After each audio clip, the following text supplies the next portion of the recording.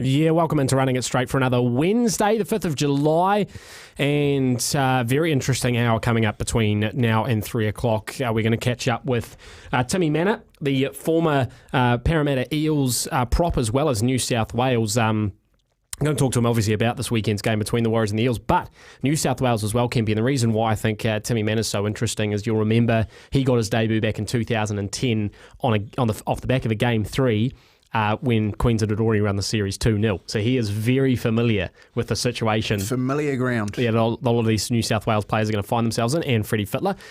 So we are going to talk to him about both the Warriors and the Eels and State of Origin. Was it Craig Bellamy that year for the New South Wales? Got the sack? Yeah, off the top of my head, Sammy. I think it was. Yeah, I'm not too sure, but yeah, it was probably He got sacked after Game 2, though. I think that's where Freddie's headed if he doesn't get this one. Yeah, and so they had an interesting scenario where I think the New South Wales board picked the team. I think that's the problem. I think that the problem's actually at a different level than where the coaches are at the moment. They've obviously got a system that's not quite robust enough as Queensland, which is very, very transparent and supportive of the players that they got playing for Queensland. And the other thing that they've got, which is a massive problem, is that they're breaking down so many relationships with players by changing so many players in and out that it's going to be so hard to fix going into the future. To be honest, I can see Queensland winning this for the next 10 years. Yeah, well, I certainly think they're going to win Game 3. Nico Hines as well coming out talking about how difficult the whole Origin experience was for him, only getting 10 minutes and feeling like he let the whole state down. Clearly there's been a conversation breakdown for me. He even said that. He even said that. I'll never play for New South Wales because I let the team down. But that's a conversation breakdown. Why wasn't Freddie telling him otherwise? I don't know. Get your text coming in, on 8833, or you can drop a comment on our YouTube channel. Big shout out to everyone watching on YouTube Live. Give us your thoughts on the State of Origin squads and where you think this is heading for Game 3 next Wednesday in New South Wales. We do have Warriors Eels this weekend as well, which is an interesting matchup given the Eels have lost some of their key men to State of Origin. It couldn't have come really at a better time for the Warriors, who, fresh off that loss against the Roosters, some people falling a little bit off the bandwagon. The TAB, though, have flipped the odds. Paulie Mawati on with us this morning said it was $1.59 to the Eels, $2.30 odd to the Warriors before the State of Origin teams came out. Kempy, the State of Origin teams come out and the odds have flipped. Warriors now $1.59 favourites. A big question, though, whether or not Shaun Johnson will play. Before we catch up with Timmy Manor, though, in around about 10 minutes' time, we always start the show with a little bit of a review of the round that has been over the weekend. Let's maybe just quickly start with the Warriors, Kempy, and our thoughts now 3 or 4 days on. Obviously, miserable conditions at Mount Smart on Friday night, and the Warriors get towed up by the South Sydney Rabbitohs. A lot of Warriors fans out there are a little bit worried, Kempy, which is funny. It's one game, but it seems to have just disrupted the apple cart a little bit. Look, I think the worrisome comes from the fact that the Roosters came over here and basically in a game that the South Sydney showed on the weekend did exactly the same thing to the Warriors, where they just showed up in the middle of the park and they basically outmuscled them. And to do that twice in that type of weather, like you would seem to think, or you would tend to think, that coming over here and the weather being as it was would have been an actual benefit to the Warriors, saying, well, you're coming to New Zealand, we're turning the weather on, got 22,000 plus fans here, everything's in our favour. And then they get asked the question to muscle up. And that was the part that was really, I guess, disappointing for me, because they were transparent with the side that they picked, South Sydney. They picked a big bench, picked a forward pack that was, you just knew the game was going to be played early on through the middle of the park. And every one of those South players showed up to play that type of football, and the Warriors just couldn't stick with them. Made too many errors. We have been very good in the possession stakes. I think we're somewhere around 64% for the night. And then on the back of that, it's a real good indication of how games go, Sammy. So you win the middle of the ruck, then Cody Walker gets up and his kicking game and his running game and his passing game is spot on. You know what I mean? Yeah. You don't win the ruck and Shaun Johnson's out of the game. Yeah. It was that transparent. So look, I think it was a good thing to happen now. I was just going to ask, do you think it was a little bit of a blessing for the Warriors to get a game like that out of the way? 100%, because they were asked the question and they didn't answer it. Now they've got an opportunity. If it ever happens again, Andrew Webster can go straight to them and go, boys, we've been here twice now. We know what happens. We just need to roll our sleeves up. And he mentioned that in the aftermatch function. We went too lateral too many times. talked about it on Friday night, that you should have just, stayed in the middle of the park and you should have mixed it, and they didn't get him in that first 20 minutes, and then South owned the rest of the game. And I think as far as playing a depleted South side, and this is the problem you got this weekend, don't talk about depleted Parramatta side. We've just come up against South Sydney, who've had a lot of players out, and yet they went out there and did a number on the Warriors. So they come up against the Parramatta side with all these boys in the Origin side, possibly no Sean Johnson. It's a tough one to pick. The other talking point from the weekend with some of these big scores, the Sharks tipping up the Dragons 52 points to 16, absolute clinic put on there in Cronulla, and then of course the Cowboys 74 points to 0 over the West Tigers, a team that they lost to by 60 odd points only a month and a half ago. That's a revenge result. That is Kemp on the Tigers, and then the Knights 66 points to 0 over the Bulldogs. We haven't seen scores like that this year, really. That sort of goes back to COVID times when you had a massive disparity between the top four and everyone else. Concerning times, obviously, for the Tigers and the Bulldogs. And I do just wonder if that gap might open up just a little bit now towards the end of the season between those teams that are sort of challenging for the 8, maybe 1 through 10, and the teams that are sort of sitting outside of it. Well, let's talk about the Bulldogs first. They're in a rebuilding phase, and they've had a heap of injuries, so they haven't got anywhere near their first team out there on the football pitch. But still to see Newcastle put 66 points past them is a bit of a turn up. I think they've got Steve Crichton going there next year. Kikau comes back. They'll be a force in a couple of years' time. West Tigers for me is really interesting.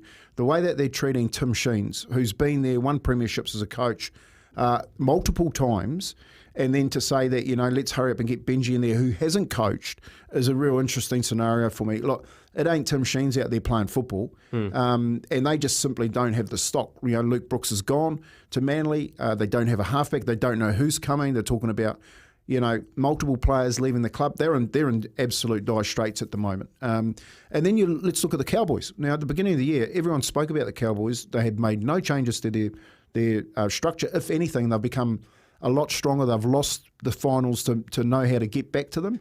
And they're the smoky, mate. I have to say, after the last month of football, the way that they're playing, you've got to think that they're going to push for a top 4 place if they can keep that form up. Yeah, and so we worked out that they'd have to win, I think it was 9 of the last 10. Well, they've started with a bang, 74 points to 0.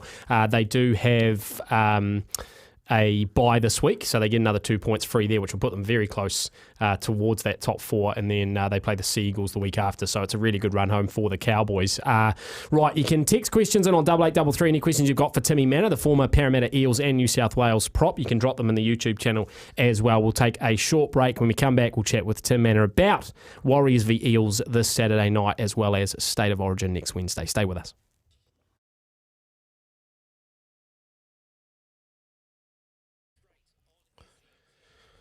Yep, running it straight on SENZ, 2:15, and we're very lucky to have on the line now a man who played over 230 games for Parramatta as well as New South Wales, and he also does some commentary work and a great job at that on SEN. It is Timmy Manor on the line. G'day, Tim.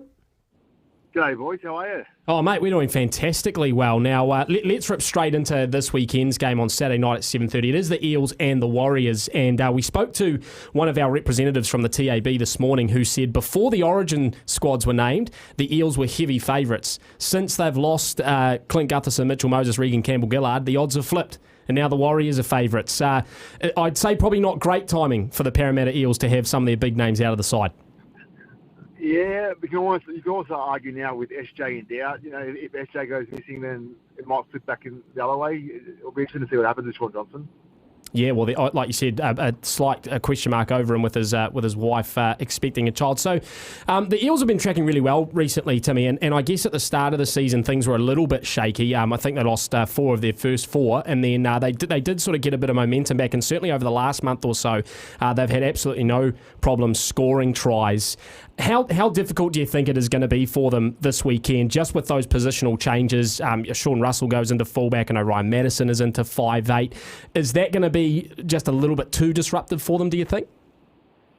It's a big ask. They're definitely capable of getting the job done, especially at home, but it's not only not having them for the game, it's also lacking that leadership throughout the week. So you've got senior players that aren't in and around the boys throughout the week, and it does it's a big ask for a lot of young kids to step up and deliver. I think the blessing in disguise is Junior Paulo not being in Origin. That gives them at least one captain and one senior head back in the squad. But yeah, it's a very big task for the boys ahead this week. How much is a distraction as the Dylan Brown saga enter the equation, Tim, along with the Origin and the loss of those senior players? To be honest, it doesn't seem like much of a distraction with the way they played. Like, they probably played their best footy in the last 6 weeks. So, having no Dylan hasn't really affected their football. The problem is this week you're losing not just Dylan, you're losing all your other shot callers, Gutho and Mitchell and Regan. So it's it makes the Dylan absence look even worse. So I think the game that Mitchell missed last time during Origin, Gutho stepped up and really delivered for that team. So you had no Mitchell, no Dylan, but Gutho stepped up. But now you're missing all three. It just makes the task all much harder. Yeah, you've got Deja Nasi, who we know too well down here with the Warriors, having played with us last year, and the halves with Ryan Madison. No Gutho at the back. You seem to think that the spine's gonna be trouble. Did you get a chance to watch the Warriors last week against South? Like, no one over here picked that coming.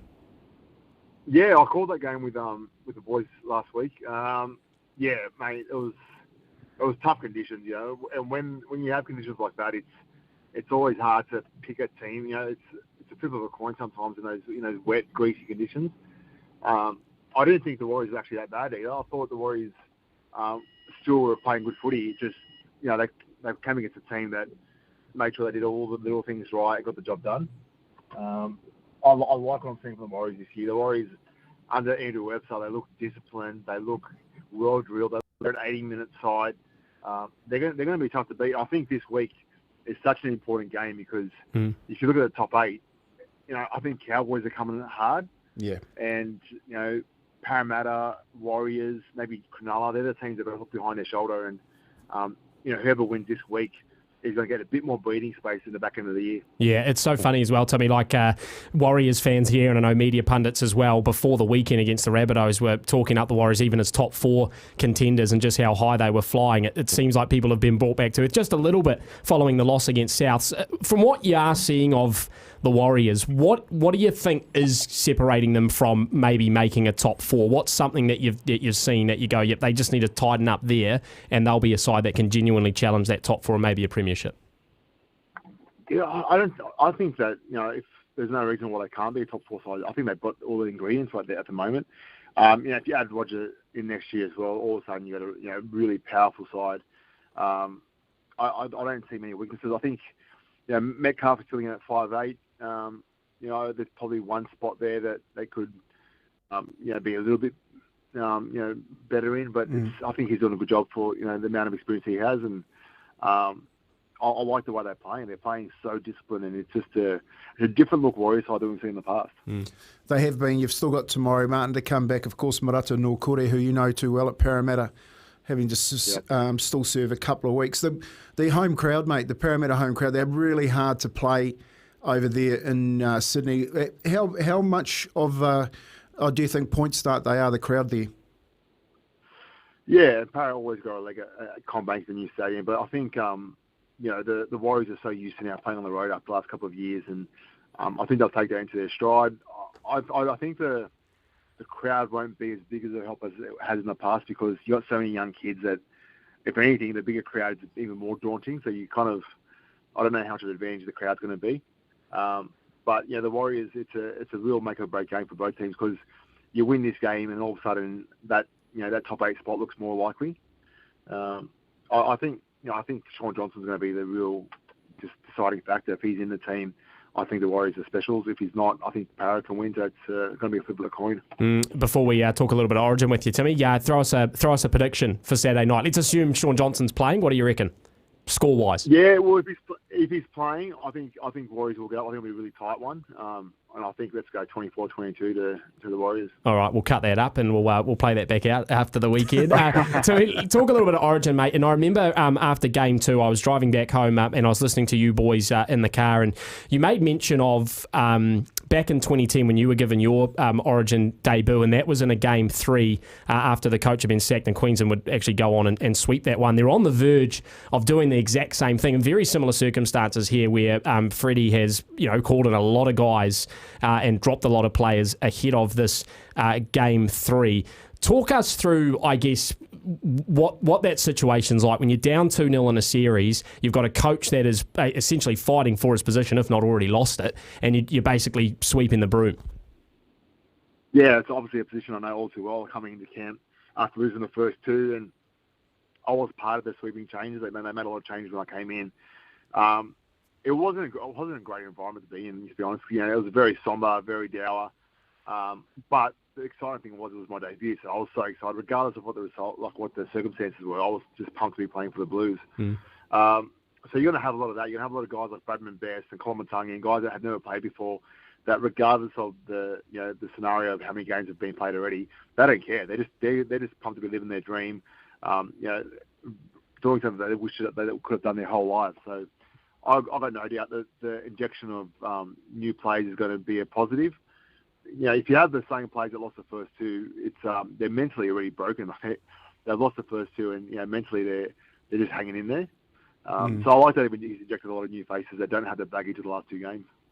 Hey, Timmy, just a couple of questions from me in and around this last game. How do you think the coaches have handled themselves? They seem like they're buying into every conspiracy out there, talking about the media and what they're talking about, which is sort of doesn't bode well for the game. And when you're talking about that environment being a sombre environment, what do you think the effect is on New South Wales, having been through and gone through so many players in the series?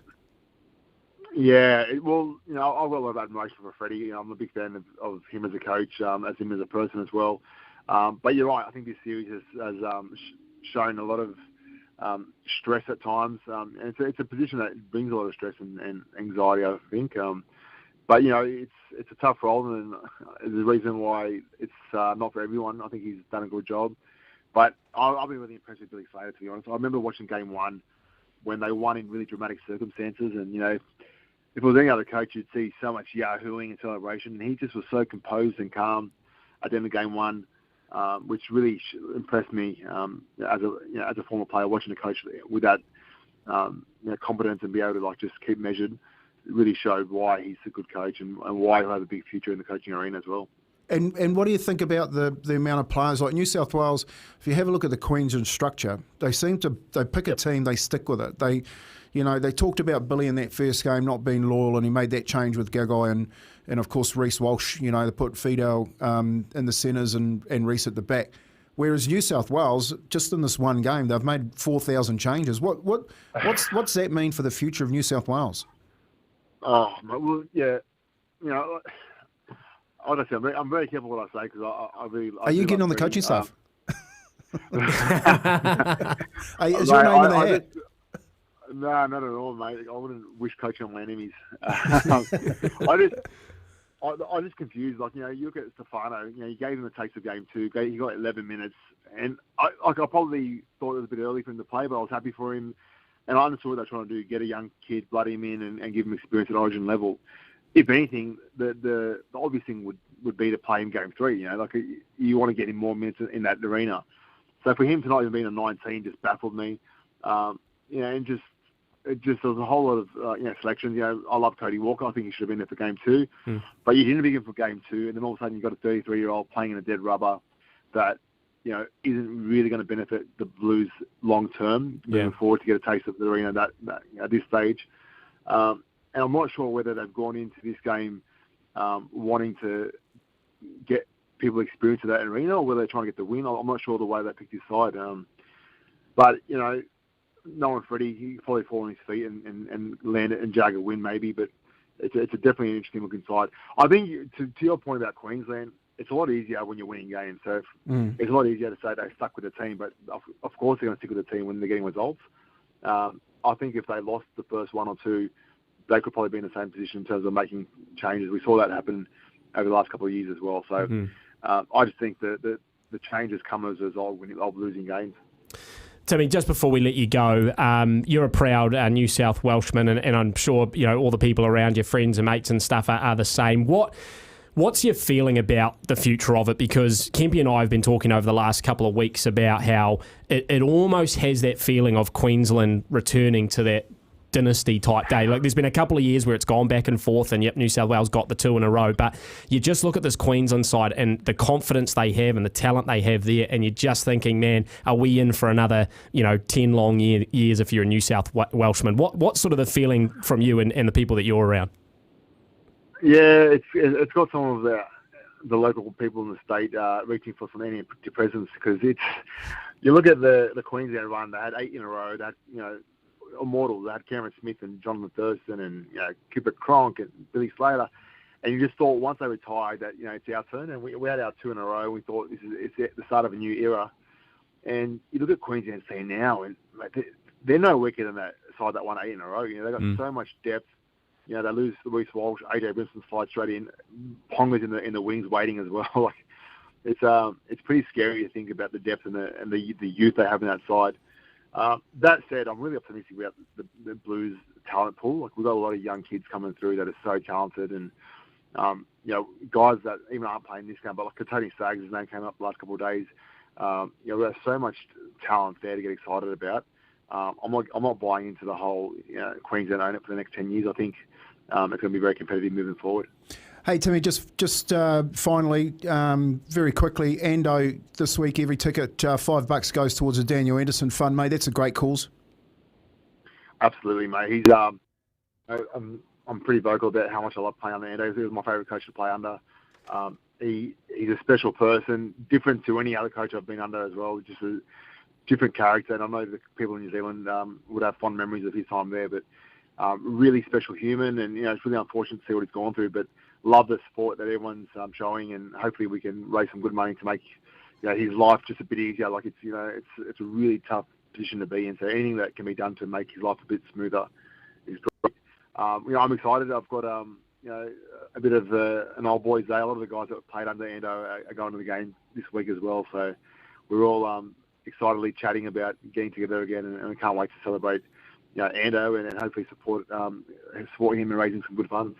Well done, Timmy. All the old boys, have a good day there today, and well done to the Parramatta Club for that support for Daniel Anderson. Thanks a lot for joining us and running it straight this afternoon. Thanks, boys. Appreciate it. There you go. Timmy Manor, their former New South Wales and Parramatta prop, with some thoughts on both the game this weekend and the game next Wednesday. You might want to react to that. You can text on 8833. You can jump on the phone as well, 0800 150 811. If you're watching on YouTube, you can drop a comment there as well. We'll take a short break for news, sport and weather. When we come back, we will have a look at this weekend's games on Running It Straight here, thanks to South Seas Healthcare, Auckland's largest Pacific wellbeing service provider. 28 minutes away from 3 here on SENZ, Running It Straight. Give us a call, 0800 150 811, or drop us a text, 8833, and on the YouTube live. So the game this weekend against the Eels at 7:30, it's the kickoff. We'll be on air here on SENZ from 7 with build-up and then live commentary from Combat Stadium in Sydney. The Eels currently sitting in 6th position and the Warriors in 8th. And like I said, the Warriors favourites at the TAB. The side that got named yesterday by Andrew Webster, starting in the fullback position, Charles Nickel-Klukstar, the 2 wingers, Dallin Watene-Zelezniak and Marcelo Montoya, Rocco Berry and Adam Pompey in the centres, and then Luke Metcalf and Sean Johnson in the halves. The 2 props, Bunty Afoa, Adam Whanua-Blake, Wade Egan is the starting hooker, Jackson Ford, Mitch Barnett in the second row, and Tohu Harris, the number 13. Dylan Walker, Bailey Sirenin, Tom Harley and Freddie Lussick on the interchange. Kempe. So it's pretty much an unchanged 17 from that Rabbitohs game. But are you and Timmy Mannah's camp? Is it Sean Johnson or no Sean Johnson the difference in this game? Oh, look, I think so. I think Sean Johnson, game management, especially against a side that's struggling with a whole new spine by the looks of it. Sean Johnson's going to make a hell of a difference. So we're yet to find out whether or not he's going to make the side and play. I know he's been named, but you've still got a bit of water to go under the bridge before they hit Sydney and play this game. And Timmy's dead right. It's a totally different look if Sean Johnson plays. So Ronald Volkman is on the extended bench. You'd think he's the man who comes in should Sean Johnson drop out. But how does that role play between Volkman and Metcalf? Who sort of takes what on, do you think? Oh, Volkman has to take it on. Yep. So, Luke Metcalf at the moment is just sitting out there. He's got a roving role in and around the back. He hangs out that left edge. He's not in there dictating what's going on with that forward pack. So I think really that game management will really fall on Tohu Harris's shoulders and then around the middle of the park, and Wade Egan especially will need to step up as well. So the decision's not been made yet about Sean, but Volkman coming in, it doesn't mean that the team can't win the game. It's just going to make it a little bit harder. What about the forward pack from the last weekend against Rabbitohs, what they need to do this weekend? Now, you mentioned that they got a little bit bullied up front by the Rabbitohs. What would you like to see them do differently against the Eels? Well, I think with South Sydney, the question was asked in the rain where the weather was a little bit, it wasn't very good for any of the team to play that type of expansive football, that handling and the passing and so forth, and the errors are coming.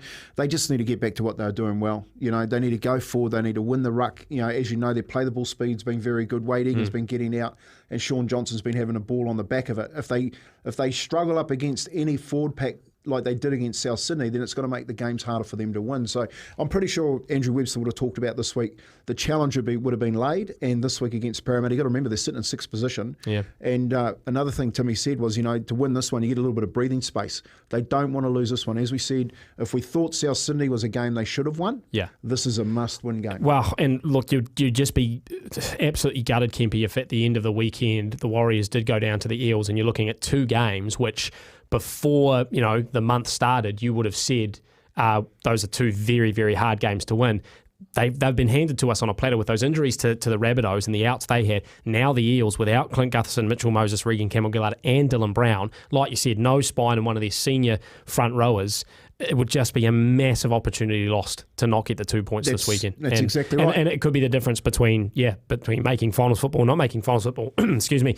Just quickly, the Eels side for you. Sean Russell starting in fullback, Micah Sivo and Isaac Lemu on the wings, Bailey Simonson, Will Penasini in the centres, Ryan Madison and Dejan Arce in the halves. Then we've got Ofahiki Odin and Junior Paulo in the hooker, in the props, Brendan Hands as the hooker, Bryce Cartwright, Andrew Davey the second row, Jermaine Hopgood the 13, although how does that work with him named in the extended bench for Queensland?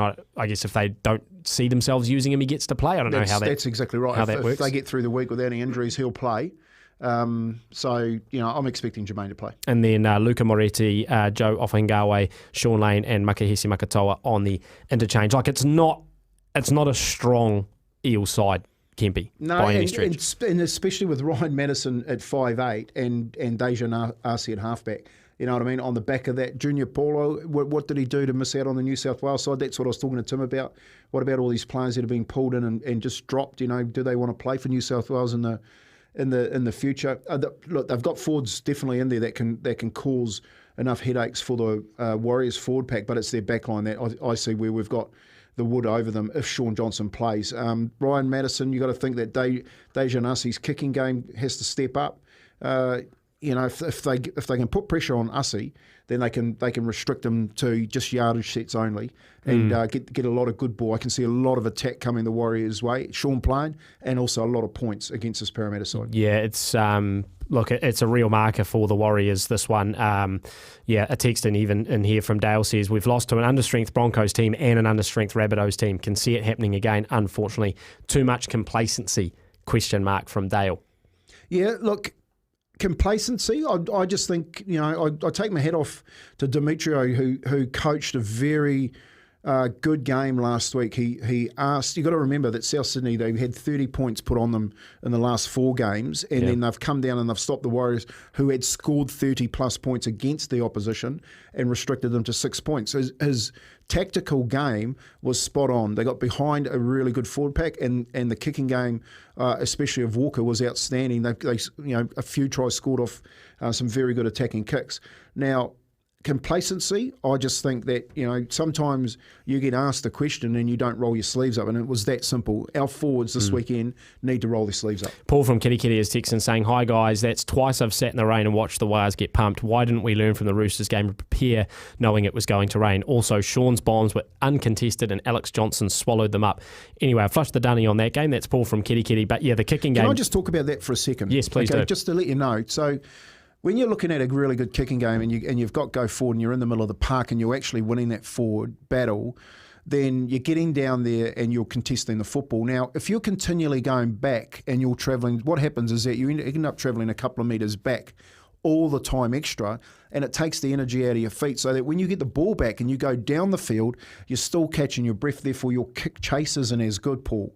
And that's why it's so important for you to roll your sleeves up in the middle of the park when you're asked the question. I remember saying to Sammy on Saturday night, mate, they're just getting towed up in the ruck. You know, they really need to get stuck in here. Stop being expansive. If they're going to move that ball, they need to go, and hang out on a third and then have a shot.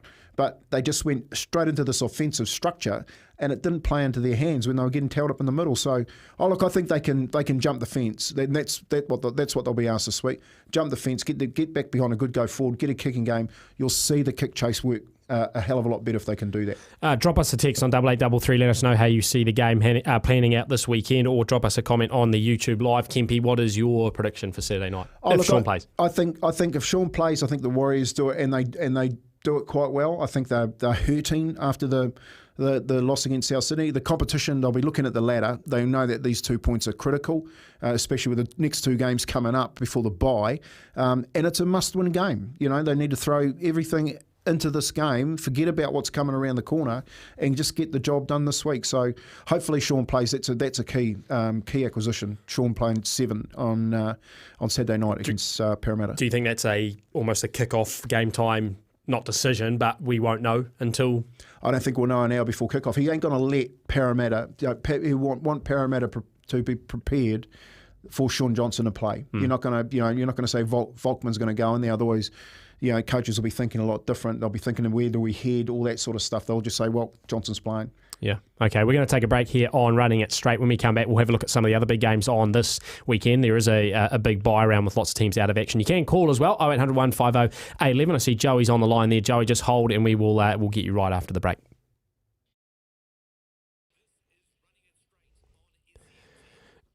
14 minutes away from 3 here, Running It Straight, thanks to South Seas Healthcare. And got to remind you of the Warriors voicemail, 0800 37 GO Warriors. Your chance to win a big package, including free tickets, merchandise, spending money, phone plans. It's amazing. All you have to do is ring up and tell us why you're the biggest fan.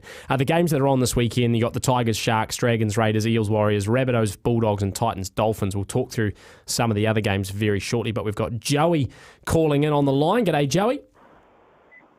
Yeah, g'day, lads. Yeah, look at Kemp, if Johnson plays, they should win. Influential players make a massive difference, and he is, and the influential players that Parramatta have lost, especially Moses and Gufferson, they're huge. But the players coming in, you've got a squad of 25 or whatever. The players coming in can fill that gap, but not as influential as what those 2 players are. And with Johnson running the show, and he's run the show all this season without him. I noticed when they played Cronulla, when he went off with a head knock, they struggled a little bit, but when he come back on, the game changed again. And with the way Johnson's playing, he's in the best career that he's been playing at the moment. Yeah, career best form. I'm not saying that good sides or above average sides should win this game. If the Warriors have got any chance of making the top 4 or being a real threat, they should beat Parramatta with the loss that Parramatta has. And I'm not saying that if they lose, it's the end of it's whatever. But looking at it, they should win that game. And that's the difference between sides that are just average and sides that are above average. The sides that are above average will get over the sides that are like Parramatta when they've lost players like that. That's how I see it. Yeah, and that's the rule of thumb, Joe. Like when you lose to teams that are below average, then the top teams look at it and go, well, we know how to beat them. These lesser teams have really muscled up in the middle, or they've done something with their kicking game or whatever. And that's the ripple effect that happens. And you're dead right. In this competition, this is the problem with the competition this year. They went from 5th to 8th. They lose again on the weekend. They could possibly drop out of the 8. So, these games, when you say must-win games, it's because of the way the competition is structured this year, the 3 byes, and especially through this Origin period where you think we should be winning, because we're getting a bit of a hand up. 3 Parramatta players playing Origin the following Wednesday. You're dead right. That management from Sean Johnson, I think, has been outstanding this year. It really needs to be played out on Saturday night. Yeah, just quickly, Ken, before I go. I just thought Johnson's kicking game in the wet, as you know, has been an ex-leaguey, kicking the ball along the ground in the wet is a lot harder to pick up. They kicked Johnson, and I said to my brother, Johnson will take 9 out of 10 of those catches, not a problem, because he's that good a footballer as a winger. Now, kicking the high ball, yes, I know it's hard in the wet to take it, but tell you what, it's quite very hard to take the ball when you kick it along the ground as well. And I didn't see Johnson put probably any kicks along the ground, Roberts, because when you put the ball along the ground, the ball can go anyway. It's the bounce of the ball. And it's very hard to pick up when guys are coming at you, at 100 miles an hour to tackle you. When you panic and you try to pick the ball up, you got more chance of knocking it on, or even the ball, but little kick in behind them, and even if you kick to the sideline. Yeah, and they scored a couple of tries, Joey. They scored a couple of tries from that, didn't they, on Walker's kicking game. He's very good. But the other part of that was said to Sammy on Saturday night during the commentary is we can't believe they didn't kick it to the young bloke that got his debut. Yeah. So why would you kick it to Johnson? He's arguably, he's up there with, the third most try scorer behind Stephen Menzies at the moment. I think he equalled his record as third equal. So, Joey, look, I can hear what you're saying. The big part for a win on the weekend is definitely going to come down to our forwards. If they can go forward and Johnson is playing, then his man management should get them home. Yeah, they need to win this game without a doubt. If they win this game, they can go. They'll definitely, I think, make the top 4. If they lose it, they could go out. You did right. Yeah, nice, Joey. Appreciate your call as always, my friend. 0800 150 811 if you do want to jump aboard. I think sitting in third with Steve Menzies, as you mentioned, Kemp, Billy Slater and Ken Irvine ahead of him at the moment. And the way he's going, he will catch him eventually, Alex Johnston. Some of the other games on this weekend, tomorrow night, Tigers, Sharks. If the Tigers can't sharpen up the act from last weekend, that could be another shellacking for the Sharks, who have done a pretty good job of avoiding Origin this year, Kempy. None of their players really getting pulled in. I think the Sharks do an absolute number on the Tigers tomorrow night, unless something special has taken place in Western Sydney this week. I can't see it. Not the way that the Cronulla are playing. We watched them last week. You know what I mean? And we had a multi going on the breakfast show, and we just needed Couture to score for one of the punters and to pick up a decent winning, and he couldn't score. And I know you had one going too. I had Dominic Young for the Knights, and they scored 66. Look, I still think Cronulla scored plenty of points against West Tigers. It's about picking who scores them. That's the big thing. That's true. Dragons Raiders Friday night at 10 p.m.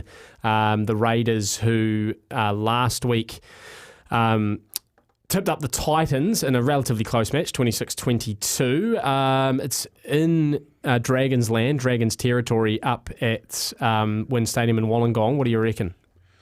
Oh, I don't like St George at the moment either. You know what I mean? I think the Raiders are coming home. I think Ricky's, bouncing around and saying all the the usual run into the final cliches. I just think the Dragons. Ben Hunt, what's he doing? You know what I mean? Yeah. And I just think they've got a long fight on their hands with the West Tigers in the last 9 rounds. Rabbits Bulldogs on Saturday night at 9:35. The Rabbits without you got to take the Rabbits. They're without Cam Murray, Cody Walker, Damien Cook, Keon Kolomatangi. That's no spine for the Rabbitohs. Yeah, I don't think it matters. Well, we thought the same thing, didn't we? Okay. Yep. Okay. Titans Dolphins on Sunday at 6:05. Oh. It's actually a reasonably tough one to pick. Although Dolphins. It's interesting. Dolphins, no Hamiso Tabuai-Fido, and no Felice Kafusi as well, but a lot of outs for the Titans. No Brimson, no Fafita, no Fodawaker, no Tino. So there's some good games this weekend. Then, of course, the bye, Broncos, Cowboys, Knights, Panthers, Roosters, Manly, and the Storm. They will get the free 2 points. We'll take another short break here, wrap up the show after that, as well as get through just a couple of your questions that have come through on YouTube. Stay with us.